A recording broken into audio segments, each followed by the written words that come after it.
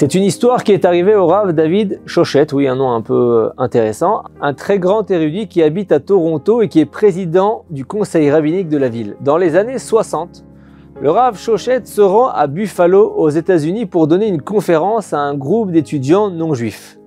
Le Rav n'a pas très envie d'aller là-bas, il n'est pas sûr que sa conférence va intéresser les auditeurs, mais son rabbi, son maître, insiste pour qu'il y aille car il a sûrement beaucoup de personnes intéressées par son discours, d'après lui.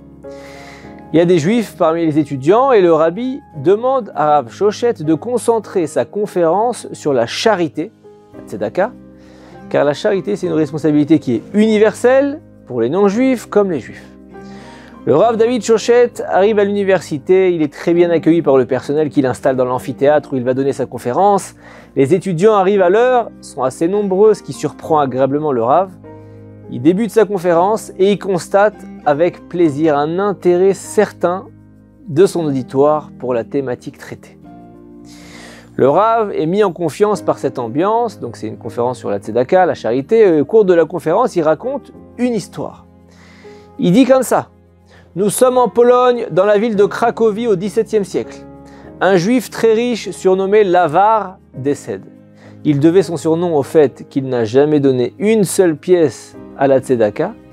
Et après la mort de cet homme, la Chevra Kadisha, les pompes funèbres juives, estiment qu'il n'est pas possible d'enterrer cet homme avec le reste de la communauté et il l'enterre donc dans une zone du cimetière appelée Ekdesh, où quelques personnes tristement connues par des méfaits graves sont enterrées. Et donc, quelques jours après les funérailles, il y a de l'agitation à Cracovie, il y a deux membres éminents de la communauté, le boucher et le boulanger, qui s'étaient auparavant montrés extrêmement charitables et généreux, ont soudainement cessé de distribuer des fonds. Les pauvres gens de la ville qui avaient toujours compté sur eux pour leur subsistance sont plongés dans le désarroi, la pauvreté. L'émotion est si forte que l'affaire est finalement portée devant le Rav Yom Tov Lipman Halevi Heller, très connu sous le nom de Tosfot Yom Tov. Le Tosfot Yom Tov demande aux bouchers et aux boulangers pourquoi ils ont été si brusquement arrêtés dans leurs actions de charité. Et en réponse, ils informent le Rav qu'ils ne sont pas riches et qu'ils ne peuvent plus se permettre de donner la charité. Ils disent: cher Rav, comprenez-nous, nous ne pouvons plus faire autant de charité qu'avant parce que l'Avare est décédé il y a quelques jours à peine. C'est lui qui nous a constamment fourni des fonds pour la charité. Il voulait avoir le mérite d'accomplir la mitzvah de tzedaka en préservant son anonymat. Maintenant qu'il est parti, nous ne recevons plus de fonds et nous ne pouvons malheureusement pas continuer les actions de charité. Et là, le Tosfot Yom Tov, le Rav, est tellement impressionné par la modestie exceptionnelle de celui qu'on appelait l'Avare que dans son propre testament, il demande à être enterré à côté de cet humble homme. Imaginez cet homme qui a accepté toute sa vie d'être rabroué, d'être traité d'avare, alors qu'il était en réalité extrêmement généreux, juste pour avoir le mérite de réaliser la mitzvah de tzedaka de la plus anonyme manière possible. Seul le boucher et le boulanger étaient au courant et ils ont tenté de préserver son secret le plus possible. À la fin de la conférence, une fois qu'il a raconté cette histoire, un jeune prêtre s'approche du Rav Shochet et lui demande de bien vouloir lui répéter l'histoire. Le Rav n'a pas le temps, il doit aller prier Mincha l'office de l'après-midi. Il donne rendez-vous à ce jeune prêtre le lendemain matin à l'hôtel. Le lendemain matin, le Rav est surpris de voir arriver le prêtre. Il ne pensait pas qu'il allait se déplacer à nouveau pour écouter l'histoire, mais si. Le Rav répète donc l'histoire pour la seconde fois et il s'aperçoit qu'au fur et à mesure de son récit, le prêtre s'agite. Il se lève, il fait des sympas, il écoute l'histoire. Le Rav Shochet arrive à la fin de l'histoire, le prêtre semble très troublé et il supplie le Rav de lui raconter une troisième fois. Cette fois, ça commence à ennuyer un petit peu le Rav, il a autre chose à faire que de raconter 3 fois la même histoire à un prêtre qu'il ne connaît pas. Il veut avant tout comprendre pourquoi cette histoire passionne tant le prêtre. Il lui demande donc la raison de sa nervosité. Le prêtre lui répond qu'il est absolument convaincu que cet homme riche est un de ses ancêtres. Le Rav il tente de le calmer et lui dit « Écoutez, il n'y a aucun lien entre toi, cette histoire qui s'est déroulée il y a plus de 300 ans. En plus, on parle d'un homme juif, toi tu es catholique, quel rapport, etc. » Le prêtre regarde attentivement le Rav, il essaie de se calmer et il répond à voix basse, il lui dit « Rav, c'est à mon tour de vous raconter une histoire. J'ai grandi dans l'état du Tennessee. Mon père était officier dans l'armée américaine pendant la Seconde Guerre mondiale. En Europe, il a rencontré une réfugiée juive et il est tombé amoureux d'elle. Il l'a ramenée à la maison en tant qu'épouse de guerre. C'était la condition pour qu'elle puisse cacher son origine juive. C'était leur secret à eux deux. Peu de temps après leur mariage, ils ont eu un enfant qu'ils ont élevé avec ferveur dans l'église catholique. Cet enfant, c'est moi. J'ai grandi, j'ai commencé à fréquenter un séminaire où j'ai finalement été formé pour devenir prêtre. Ma mère est décédée jeune. Sur son lit de mort, elle m'a révélé son secret. Après avoir récité la prière du Shema Israël, elle m'a avoué « Je veux que tu saches que tu es juif ». Elle m'a parlé de mon héritage. Elle m'a dit que son arrière-grand-père est enterré à côté du sage bien connu appelé Tosfot Yom Tov.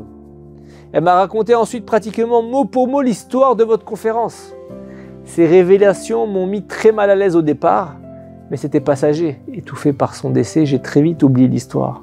Je me suis dit que ma mère délirait sur son lit de mort. Mais là, monsieur le rabbin, vous venez de me répéter cette histoire avec les mêmes détails. Vous venez de me rappeler les mots d'adieu de ma mère. Je suis bouleversé. Je me rends compte que l'histoire est vraie. Qu'est-ce que je dois faire? Je suis un prêtre réputé avec une congrégation de fidèles dévoués.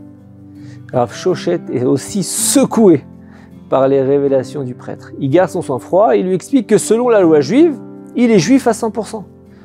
Et il l'encourage à explorer un petit peu son héritage, son patrimoine juif, et il le met en contact avec des personnes de sa ville qui peuvent le guider dans son retour à ses racines.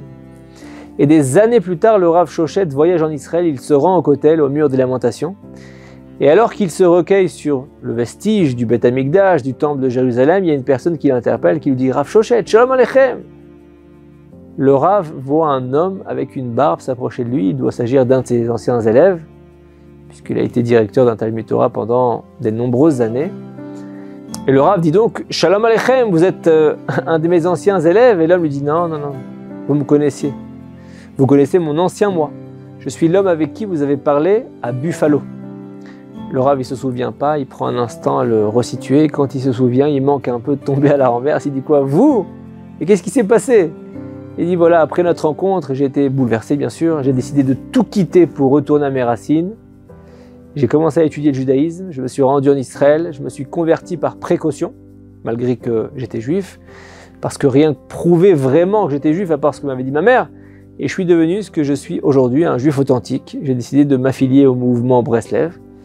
Mais l'histoire ne s'arrête pas là. Bien plus tard, le Rav Shoshet a appris quelque chose d'incroyable qui a renforcé même sa propre foi en Dieu. Il s'avère qu'il est lui-même un descendant du Tosfot Yom Tov, ce très grand érudit qui avait décidé d'être enterré aux côtés de celui qu'on appelait l'Avar, qui était en fait un grand généreux. Et cette histoire nous montre la force de la Hashgacha pratique, la providence divine personnelle qui régit nos vies à nous chacun.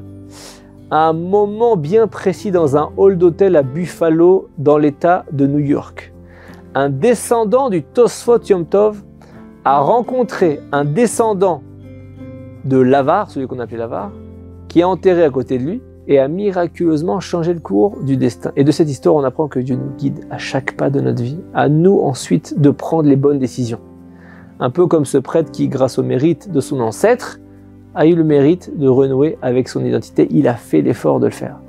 On apprend aussi de quelle façon chaque mitzvah qu'on fait, de la plus petite à la plus grande, peut avoir un rôle décisif pour nous faire rencontrer notre destin et pour bien sûr notre descendance qui va suivre. Shabbat Shalom.